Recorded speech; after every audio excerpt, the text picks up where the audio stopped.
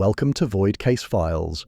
Before we dive into tonight's disturbing investigation, I need you to do something for me.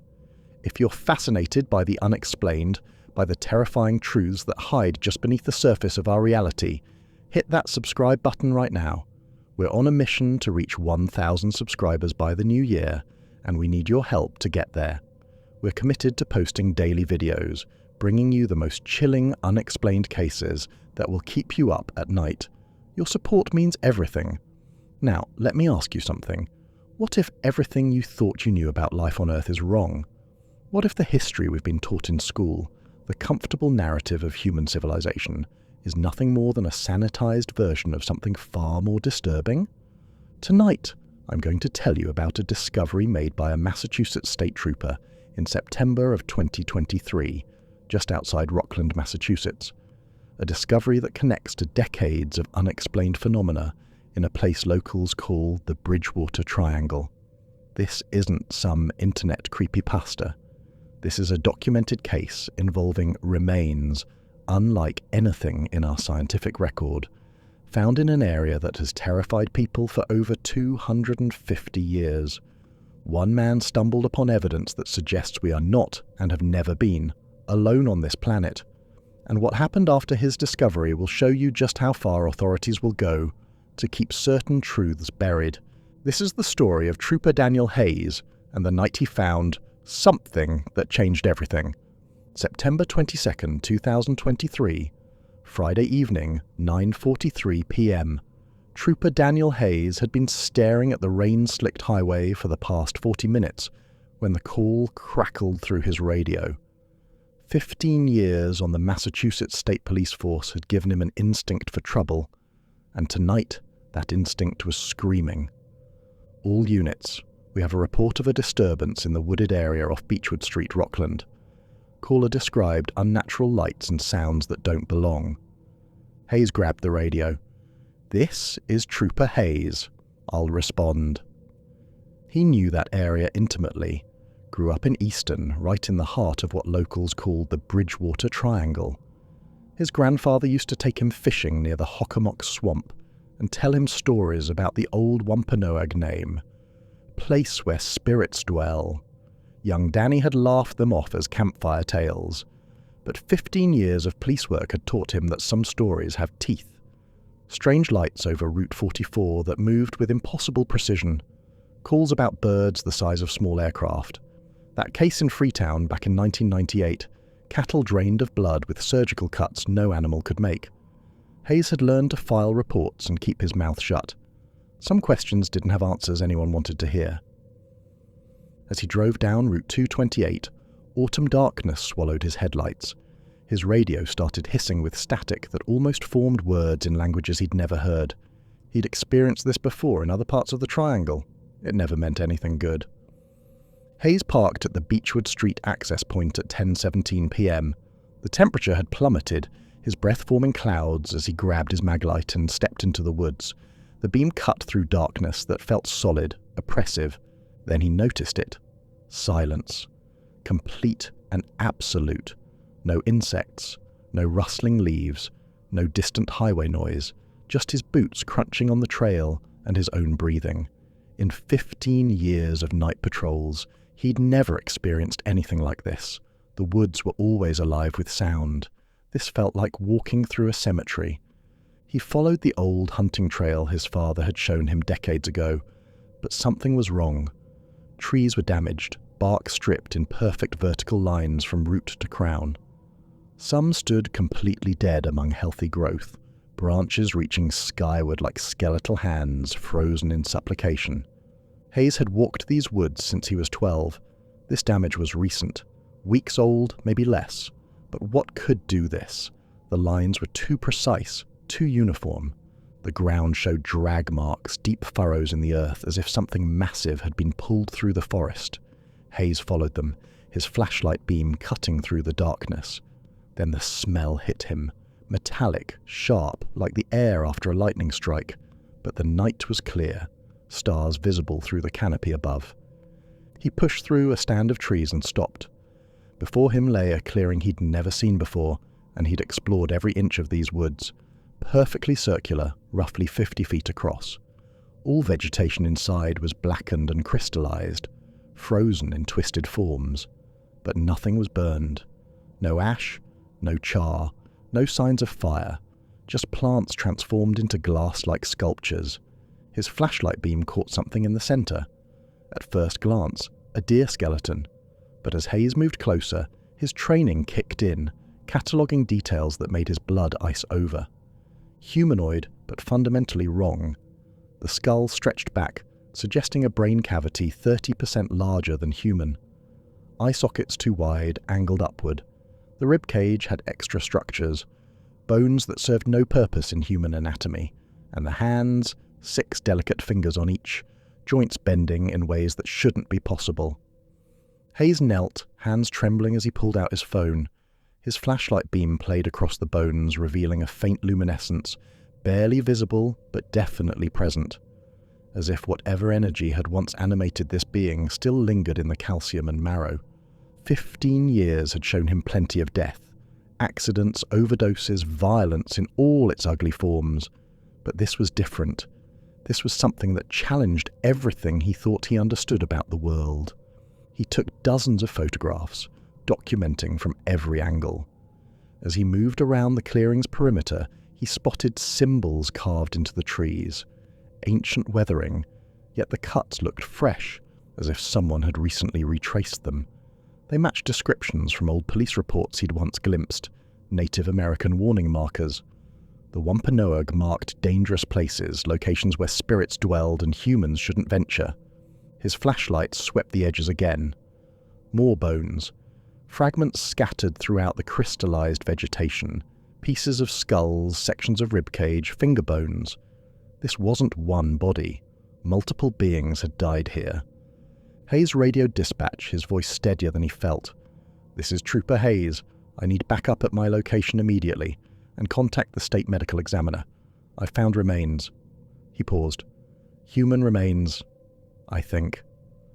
Backup rolled in at 11:05 p.m. Detective Lieutenant Raymond Foster from Rockland PD arrived first, followed by the State Police Crime Scene Unit. Medical examiner Dr. Patricia Wells showed up at 11:52 p.m. looking like she'd been dragged from sleep. Hayes had worked with Wells before. 23 years in the job, unflappable, the kind of ME who could discuss decomposition over lunch. But when she knelt beside the remains and began her examination, he watched her face transform. Professional mask slipping, revealing something that looked like fear. "Daniel, how long have you been on the force?" She didn't look up, hands moving carefully over the bones. 15 years. In all my 23 years, I've never seen anything like this. She measured, photographed, collected samples with steady hands that betrayed the shock in her voice. Bone density is completely outside normal parameters. 3 times denser than human remains should be. The skeletal structure suggests bipedal movement, but the proportions are wrong. Cranium, eye sockets, thoracic cavity, all wrong. This isn't human, but it's too close to human anatomy to be anything else. Lieutenant Foster pulled Hayes aside while the crime scene unit erected lights. Foster was late 50s, career cop with the kind of weathered face that came from seeing too much. "Danny, listen carefully. This stays quiet for now." "What do you mean?" "This area has a history. When things like this surface, people show up. People without badges who don't answer questions." Foster led him to his cruiser and opened a laptop. What he showed Hayes over the next 20 minutes rewrote everything the trooper knew about his hometown. Police reports from the Triangle dating back to 1970, not in the main database. Classified, buried, forgotten. The Bigfoot sightings that triggered a 2-day manhunt in 1970. Dozens of witnesses reported a 7-foot hairy creature near Hockomock Swamp. Local and state police with attack dogs searched for a giant bear, despite bears being extinct in the region for decades. April 8, 1970. 2 officers parked near the swamp had their cruiser lifted 3 feet off the ground and dropped. They pursued something large and bipedal, but never caught it. Official report said bear. Unofficial report said something else entirely. Norton Police Sergeant Thomas Downey's 1971 report, 30-year veteran, respected officer, reported a 6-foot bird with an 8 to 12-foot wingspan near Marshfield. The creature approached his vehicle before launching straight up and vanishing. Backup found three-toed tracks at the scene. The 1998 Freetown mutilations. Multiple cattle found with precision cuts, completely drained. One headless cow deep in the woods. Another incident. Calves arranged in a clearing, mutilated in ways that suggested ritual. Joseph de Andrade's Bridgewater Triangle Expedition team reports. Decades of documentation, strange lights, impossible sightings, all dismissed, all buried. "Why haven't I seen any of this?" Hayes demanded. "Because they're classified. Most cops don't know these files exist." "How do you have access?" "My father was state police in the 70s. Worked these cases. The things he saw in these woods haunted him until he died.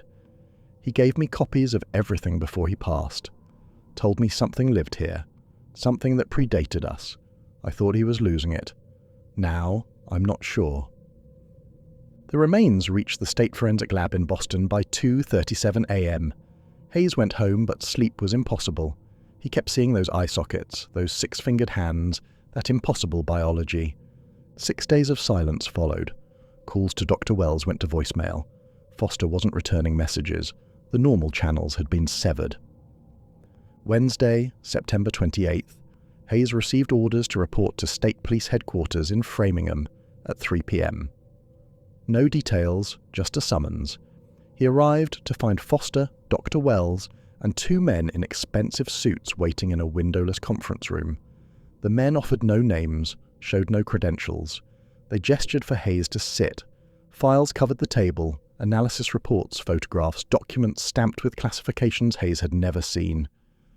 "Trooper Hayes, we're sharing information classified at the highest levels," the first man said. "What you found isn't unique. What's unusual is that you found it." He began laying out photographs. Similar remains from different locations, different dates, all the same impossible biology. Carbon dating results, 43,000 years old. DNA analysis shows partially human genetic markers with sequences that don't exist in terrestrial species. Bone composition includes isotopes not naturally occurring on Earth. The tissue samples suggest an organism adapted for extreme temperature variations and high radiation exposure. Hayes felt his throat tighten. "You're saying this thing isn't from Earth?" The second man spoke. "We're saying your discovery fits a pattern we've been tracking for 70 years. More photographs. Similar remains from Freetown State Forest, 1947. Another discovery in Hockomock Swamp, 1978. That's what Joseph de Andrade saw that winter evening. Not Bigfoot? One of them, possibly among the last. Discoveries across the Bridgewater Triangle spanning decades. All suppressed, all classified, always the same biology, always dating between 40 and 45,000 years old. These beings existed before modern humans fully evolved, the first man continued. They lived in this region for millennia. The Wampanoag have legends about them, called them the Tall Ones who taught agriculture, astronomy, stellar navigation. The legends say they were here first, that they welcomed the Wampanoag ancestors and shared knowledge. What killed them? Hayes asked. That's our primary concern. Analysis shows catastrophic cellular trauma. Not violence, not predation. Something attacked them from inside, caused their cells to self-destruct. We've found traces in your soil samples. Some kind of pathogen or something functioning like one. Whatever killed these beings 43,000 years ago still exists in the Bridgewater Triangle. Ice flooded Hayes' stomach. Still exists? Dormant? We believe so. The tissue samples show a molecular degradation consistent with exposure to something that attacks living cells at their most fundamental level. It's unlike anything in our biological databases. These beings didn't just die. Something weaponized their own biology against them. The second man leaned forward. That's why we need you to take us back to the exact location. We need to determine if more remains exist, and we need to know if whatever killed them remains active. October 1st, Sunday, 1:47 p.m. Hayes led 8 specialists back to the site. Ground-penetrating radar, hazmat containment equipment, and the 2 suited men now identified only as federal contractors. No agency, no names, no trail. The clearing had changed. Tree damage had spread in a widening circle. The air felt charged, heavy, making the hair on Hayes's arms stand rigid. Specialists deployed their equipment. Within 15 minutes, ground radar lit up with contacts. Multiple skeletal structures at various depths, one specialist reported. 7 confirmed, some buried 12 feet down. They're arranged in a specific formation radiating from a central point. Excavation began at the nearest contact. 4 feet down, another skeleton emerged. Same species, same ancient death. But this one was curled protectively around something, arms wrapped tight. As they carefully cleared the surrounding earth, they revealed what it had been protecting. A metal container, 2 feet long, cylindrical, heavily corroded but intact. The surface was covered in the same symbols from the trees.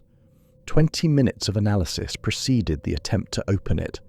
"This alloy," one specialist said, voice tight with confusion, "we can't identify it. The spectrometer readings don't match anything in our databases. The atomic structure contains elements that shouldn't be stable." Specialized equipment finally opened the container. Inside, wrapped in material that looked like cloth but felt like metal, was a crystalline device the size of a smartphone. No visible power source, no interface. When a specialist touched it, the device activated. Everyone stepped back, several reaching for weapons. The device projected holographic images into the air, 3-dimensional representations rotating and shifting. The images showed the beings alive. Tall, graceful figures with elongated skulls and large eyes, living in settlements throughout the triangle. They taught smaller figures, early humans, showing them stars, demonstrating agriculture, sharing knowledge. The images shifted. Something arrived, something the hologram struggled to render, as if the device itself couldn't properly represent it. The beings fell sick, dying in waves across their settlements. Cities burned. Survivors fled into forests, burying their dead. The final image showed Earth from space with a pulsing marker over the Atlantic Ocean and coordinates in an unreadable language. Then, darkness. The radar operator called out, "Larger anomaly 300 yards north. Metallic, buried 15 feet down. Extensive structure, multiple chambers." By 5:34 p.m., excavation had exposed the structure's top. Artificial? No question. The same unknown alloy, walls meeting at precise angles with no weathering despite impossible age. A doorway, partially collapsed but accessible. Hayes volunteered. "My discovery, my responsibility." They equipped him with cameras, lights, environmental sensors for radiation, toxins, and biological hazards. At 6:12 p.m., Hayes descended. The interior was remarkably preserved. Symbols covered the walls, possibly writing, carved deep into metal. 3 main chambers branched from the entrance corridor. The first chamber held equipment, crystalline components set in metal frameworks, devices with no recognizable purpose.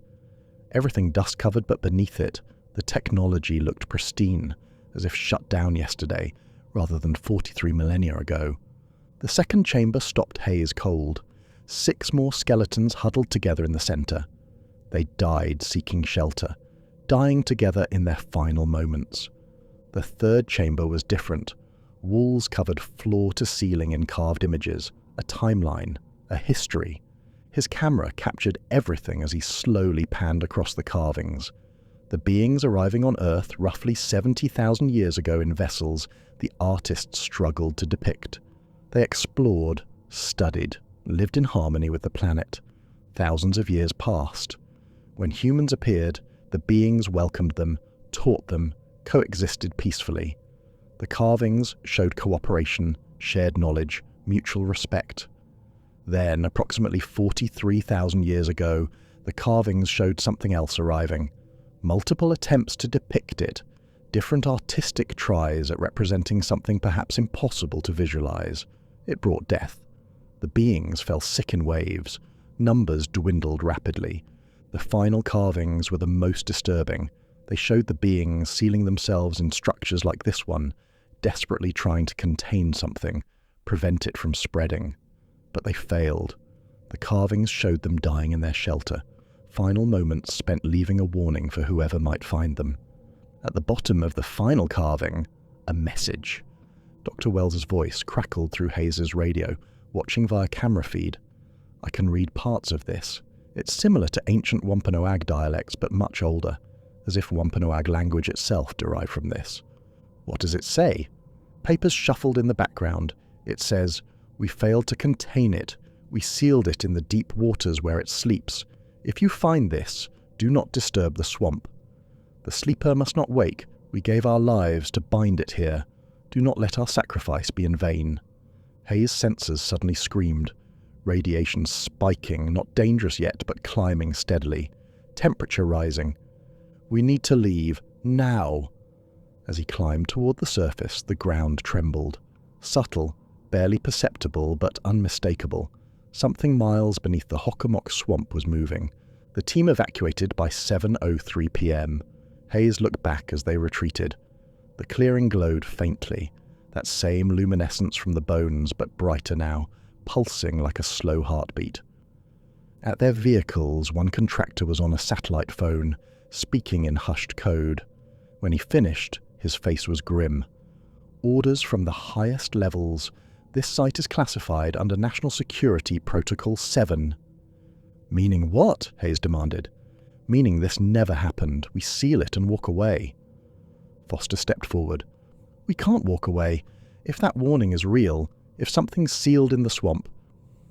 "We have protocols for this situation. The site will be contained and monitored." "What about the people who live here?" Foster's voice rose. "Rockland, Bridgewater, Easton, all the towns in the Triangle. Don't they deserve to know?" "They'll be safe as long as no one disturbs the containment. These beings kept it sealed for over 40,000 years. We don't interfere with that seal. There's no danger." Within 48 hours, the site vanished. Federal contractors brought in equipment Hayes wasn't allowed to identify.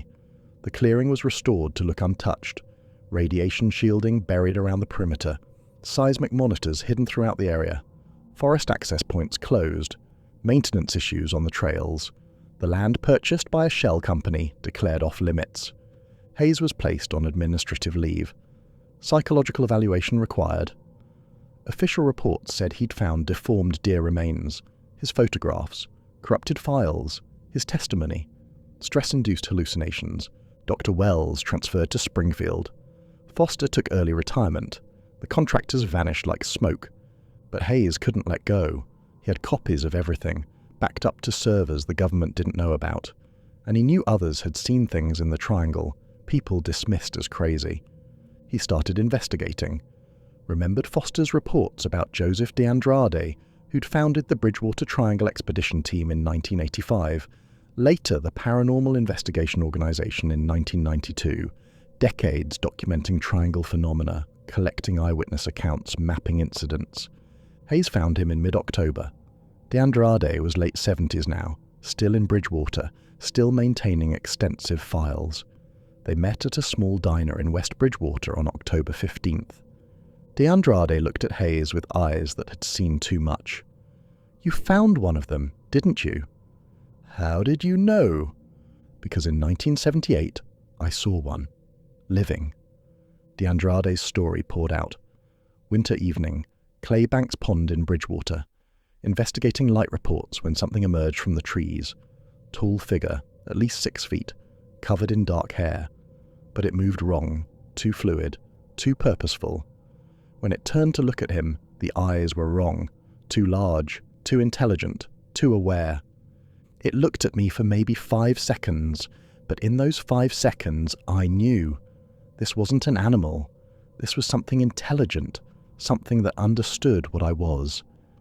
Then it vanished into the swamp. I spent 45 years trying to prove what I saw. My wife left. Friends abandoned me. But I knew the truth. They were here, they lived here, and something killed them all. DeAndrade spread his research across the table.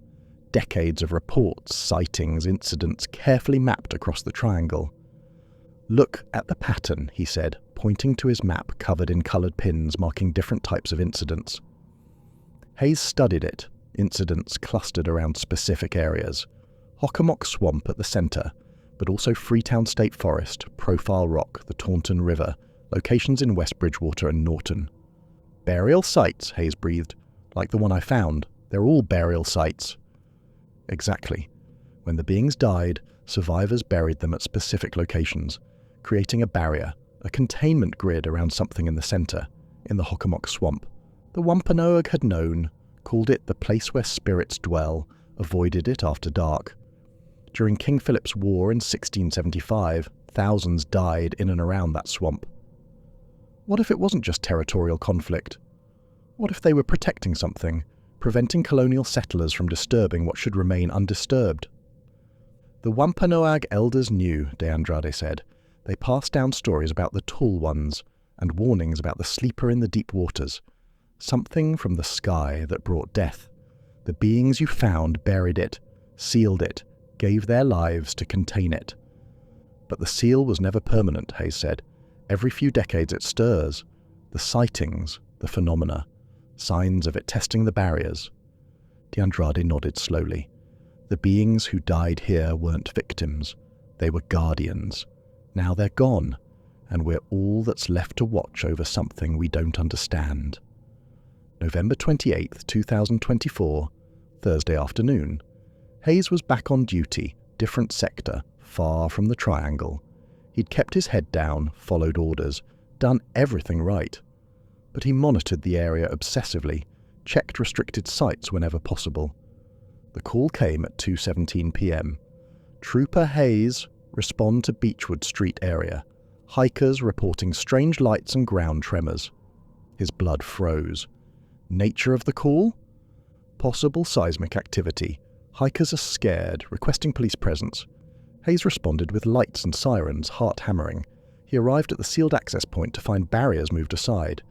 Teenagers probably, thrill seekers who'd heard rumors about weird things in the woods. They'd compromised the containment. Hayes approached the clearing, his illegal radiation detector clicking in his pocket. Trees were dying, damage spreading outward.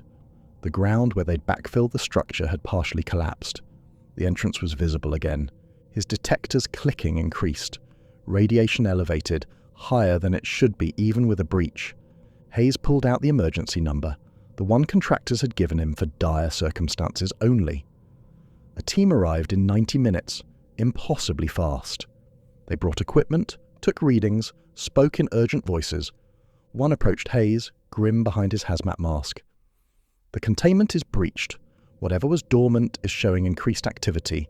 We need to reseal immediately and establish a wider perimeter. Even as they worked, tremors continued.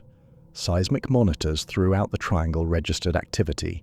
Small earthquakes, barely perceptible, originating from deep beneath the Hockomock Swamp. That evening, Joseph De Andrade called, voice shaking. "Daniel, have you seen the news?" "No. Why?" "Reports coming in from across the triangle. Strange animal behavior. Birds fleeing in massive flocks. Fish dying in the Taunton River by the thousands. And people, Daniel. People reporting nightmares, overwhelming dread, feeling like something's watching them. It's happening again, isn't it?" "I think so, Joseph." De Andrade's voice dropped to a whisper. "The legends say when the sleeper stirs, the dead give warning. The beings who sacrificed themselves left something behind. Not living guardians, but something in the land itself. The sightings, the phenomena, they're not random. They're warnings. The land is screaming that something's wrong." Hayes hung up and stared at his computer screen. Files he'd been preparing to release. Evidence the world needed to see. But would anyone believe it? Would it matter? His phone rang. Unknown number. "Trooper Hayes?" A woman's voice, professional but urgent. "My name is Dr. Rebecca Chen. I represent a private research foundation studying anomalous phenomena. We've been monitoring the Bridgewater Triangle for years. We know what you found. We know what you've been investigating. We need to talk, because the seismic activity isn't stopping. It's accelerating. Whatever is down there isn't just waking up. It's trying to break free. And you need to understand something, Trooper Hayes. The Bridgewater Triangle isn't unique." Hayes felt ice flood his veins. "What do you mean?" "There are other sites, other containment locations around the world, all showing the same failure signs. We've been tracking this for decades. The beings you found, they weren't just here. They were everywhere, and they all died trying to contain the same thing. Whatever killed them is sealed in multiple locations worldwide, and all the seals are failing simultaneously. That's impossible. Is it? Or is it coordinated? What if the sleeper isn't one entity? What if it's a distributed intelligence, sealed in multiple locations, all connected, all waking up together? We have 12 sites showing critical containment failure. The Bridgewater Triangle is the oldest, which means it will fail first. When it does, the others will follow. We're running out of time.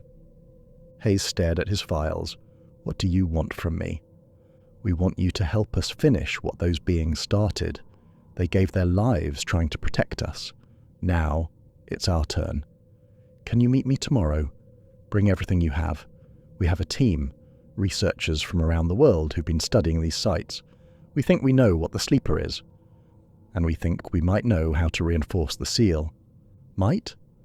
The beings who built these containments were far more advanced than we are. But they're gone, and we're all that's left. We either try, or we accept extinction. Those are the only choices. Hayes thought about the carvings in that underground chamber, the beings huddled together, dying while leaving a warning for a species that hadn't even evolved yet. The sleeper must not wake. We gave our lives to bind it here. Do not let our sacrifice be in vain. Where do I meet you? I'll send coordinates. Come alone. And Trooper Hayes, bring everything. Every photograph, every piece of evidence, every report they told you didn't exist. We're going to need all of it. The line went dead. Hayes sat in the darkness of his home office, surrounded by evidence of something that officially never happened. Outside, the world went about its business, unaware that beneath a swamp in Massachusetts, something ancient was stirring, something that had killed an entire advanced species 43,000 years ago. The beings who died trying to protect humanity were gone. Their containment was failing, and in 12 locations around the world, seals were breaking down simultaneously. The question wasn't whether humanity would face this threat. The question was whether humanity was capable of understanding the danger before it was too late. Hayes began packing his files, everything he had, everything he'd documented, everything they'd tried to bury. If Dr. Chen was right, if there was even a chance of reinforcing the seal, he had to try, because the alternative was unthinkable. December 2nd, 2024. Hayes drove to the coordinates Chen had sent, an abandoned industrial building outside Worcester, far enough from the triangle to be safe, close enough to respond if needed. He parked and carried his boxes of evidence inside. The interior had been converted into a research facility.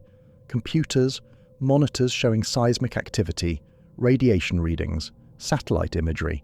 A dozen people working at various stations. Dr. Chen met him at the entrance, a woman in her 40s, with the intense focus of someone who'd seen too much. Trooper Hayes, thank you for coming. She gestured to the room. Let me show you what we're dealing with. She led him to a large screen showing a world map with 12 pulsing points. Bridgewater Triangle in Massachusetts, Bennington Triangle in Vermont, a location in Scotland, another in Russia, sites in China, Australia, South America, Africa, all showing the same readings: increased seismic activity, rising radiation, electromagnetic anomalies. These are the containment sites we've identified, Chen said. There are probably more, but these 12 are the ones we can monitor, and they're all failing at the same rate, as if synchronized. How is that possible? Because whatever they sealed isn't confined to one location. It's networked, connected across vast distances. The beings who died here face something beyond our comprehension, something that doesn't exist in 3 dimensions the way we do. They managed to seal it, trap it, but the seals were never meant to last forever. They were buying time, hoping that when the seals failed, whoever came after them would be advanced enough to either reinforce the containment or find a permanent solution. Are we advanced enough? Chen's expression was grim. We're about to find out. The Bridgewater site is the oldest. Based on our projections, it will fail completely within 6 weeks. When it does, whatever is sealed there will be free, and the other sites will follow like dominoes. Hayes felt his stomach drop. 6 weeks? What happens when it's free? based on what happened to the beings who lived here. Mass cellular death. Everything with complex biology within the affected area will die as their own cells turn against them. The effect will spread outward from each site. Based on our models, if all 12 sites fail, we're looking at a global extinction event within 18 months. The room seemed to tilt. Jesus Christ. The beings who died here gave us 43,000 years, Chen said. Now it's our turn. We've been studying the technology you found, the holographic device, the underground chambers. We think the containment system uses a form of quantum entanglement to distribute the load across all 12 sites. If we can reinforce even one site, it might stabilize the entire network. But we need to understand the technology first, and we're running out of time. Hayes opened his boxes, spreading everything across a table. Photographs of the symbols, measurements of the metal alloys, analysis reports that officially didn't exist. Chen's team descended on the material like starving wolves. One researcher, a young woman with glasses, suddenly gasped. These symbols, I've seen this before. Not the exact same, but similar, in Scotland, at the site near Loch Ness. The local legends talk about beings that lived in the water, tall figures that taught the ancient Picts. The legends say they disappeared during a great sickness, but before they died, they carved warnings into stone, the same geometric patterns as these. Another researcher chimed in. The Aboriginal Australians have stories about the Wangina, sky beings who brought knowledge. They painted them on rocks with large heads and eyes. The paintings are in a remote area that the Aboriginal people consider sacred and dangerous. We found a site there last year. Same technology, same alloy, same age. Chen turned to Hayes. Don't you see? It's all connected. Every ancient legend about beings from the sky, teachers who came before, they're all describing the same species. They were global. They uplifted early humans across the entire planet. And when the sleeper came, they died fighting it everywhere, simultaneously. The containment isn't just in one location. It's a global grid, and we're the inheritors of a responsibility we didn't ask for and barely understand. Over the next 3 weeks, Hayes became part of Chen's team. They worked 18-hour days, analyzing the technology, trying to reverse engineer the containment system. The seismic activity in the triangle continued to increase. They could see it on the monitors, watch the tremors grow stronger, more frequent. On December 23rd, something changed. The sensors in the Bridgewater Triangle registered a massive spike. Radiation levels tripled in an hour. The temperature in the Hockomock Swamp increased by 15 degrees. And people started reporting something new. Dreams. Thousands of people across southeastern Massachusetts reported the same dream. A vast consciousness, ancient beyond measure, waking from sleep. A presence that regarded humanity with something like curiosity, like a person waking to find insects crawling on their skin. Not hostile, not malevolent, simply indifferent to whether the insects lived or died as it brushed them away. Hayes watched the reports flood in, feeling helpless. We're not going to make it, are we? We can't understand the technology in time. Chen didn't answer immediately. She was staring at the holographic device they'd recovered, which sat in a containment field. Maybe we're approaching this wrong. We've been trying to understand the technology. But what if we don't need to understand it? What if we just need to give it what it wants? What do you mean? The beings who built this were far more advanced than us. But they died. They gave their lives trying to seal the sleeper. What if the containment system isn't just technology? What if it requires sacrifice? Biological energy, life force, whatever you want to call it. What if that's why it's failing?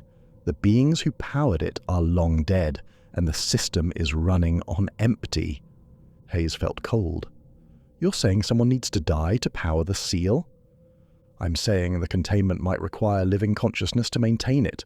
The beings who died here, their final act was sealing themselves inside with the sleeper.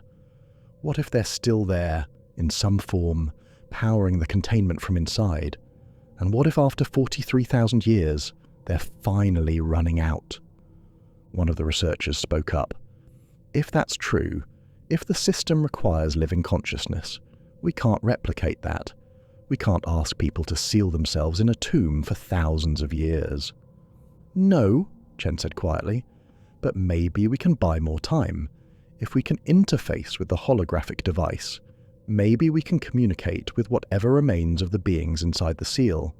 Maybe we can reinforce it temporarily, give us time to find a real solution. How? Chen looked at Hayes. You found the site. You were the first person to enter that chamber in over 40,000 years. The holographic device activated for your team. What if it recognized you? What if it's been waiting for someone to find it, someone to take up the responsibility? Hayes understood what she was asking. You want me to go back down there? I want us all to go, every researcher here, every person who's been studying these sites. We interface with the system together, add our consciousness to it, reinforce the seal. It might buy us years, decades, maybe even centuries. Time enough to find a permanent solution. And what happens to us? I don't know. Maybe nothing. Maybe we get absorbed into the system like the beings who built it. Maybe we spend the rest of our existence as living batteries, aware but trapped. Maybe we die. But if we do nothing, everyone dies. 6 billion people, gone within 2 years. So what's a dozen lives against that? The room fell silent.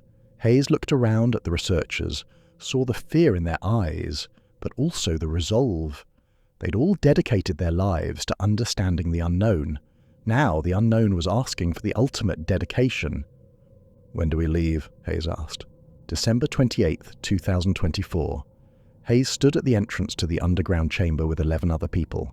Dr. Chen, the researchers, a linguist who'd spent 30 years studying ancient languages, a physicist who specialized in quantum mechanics, a biologist who understood cellular structures better than anyone alive. They'd brought the holographic device back to its original location. Chen's theory was that it needed to interface with the main containment system, that the chamber Hayes had found was a control node, and the device was the key. The federal contractors had tried to stop them, but Chen's foundation had connections, had called in favors, had leaked enough information to the press that a complete shutdown was impossible. The government was paralyzed, unsure whether to help or hinder. Hayes led the team down into the chamber. The air was warmer now, charged with energy that made their skin tingle. The carvings on the walls seemed to glow faintly, as if responding to their presence. They gathered in the third chamber, the one with the timeline carvings. Chen placed the holographic device in the center and activated it. This time the projection was different. Instead of showing history, it showed a diagram, a schematic of the containment system, vast and complex, extending deep beneath the swamp, and at the center, something that pulsed with malevolent awareness. The sleeper. The hologram showed 12 connection points, representing the other sites around the world.